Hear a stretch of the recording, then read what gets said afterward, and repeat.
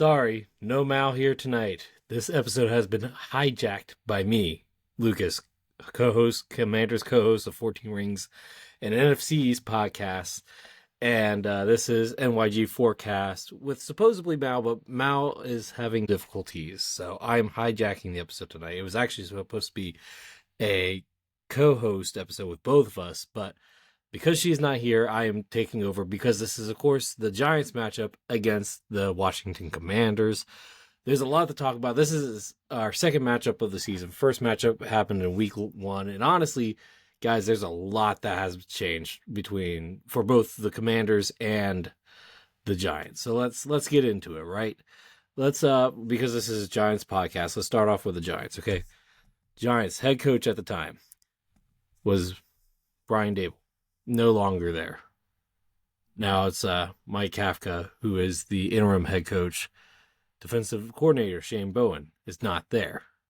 Starting quarterback Russell Westbrook is now third string. Okay.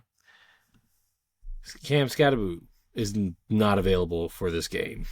Malik Neighbors is not available for this game.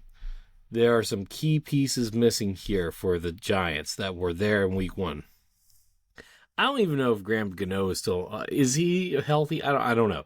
This is where having Mal on the pod would actually certainly help. But look, it almost feels like a new team for the Giants. They're currently holding the number 1 spot in terms of draft positioning right now. And their record, of course, is 2-11. Commanders are not that far behind with 3-10. If the Giants win this game, with Jackson Dart being their quarterback, that actually puts the Commanders into a better spot of getting that first overall pick, and the Giants not. Whether or not, if you're the Giants, you want that first overall pick, yet to be determined.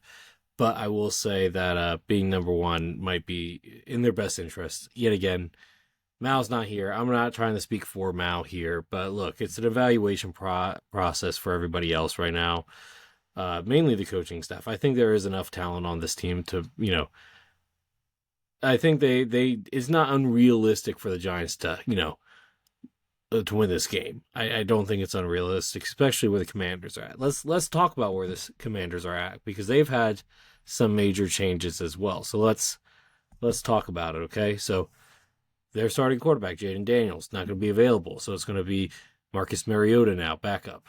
Good backup, but still backup. Defensive coordinator. He's not the defensive coordinator anymore. It's head coach Dan Quinn, right?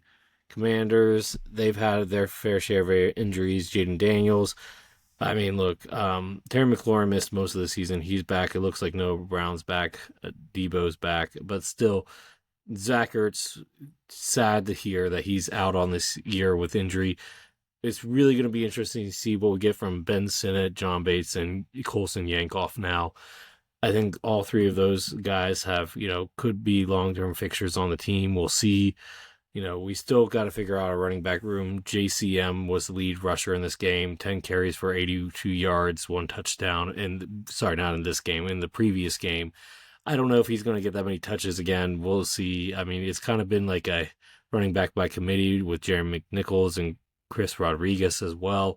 So we'll see. We'll see. Giants defense, while supposed to be very good at rushing the passer, and I suppose they are, they struggle in other areas. So we'll see.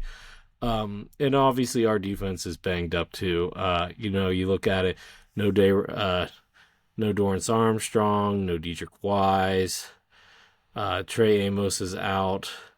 So there's a decent amount of injuries here for the Commanders to deal with as well. No Luke McCaffrey this game either. So look, Matt Gay is no longer the kicker.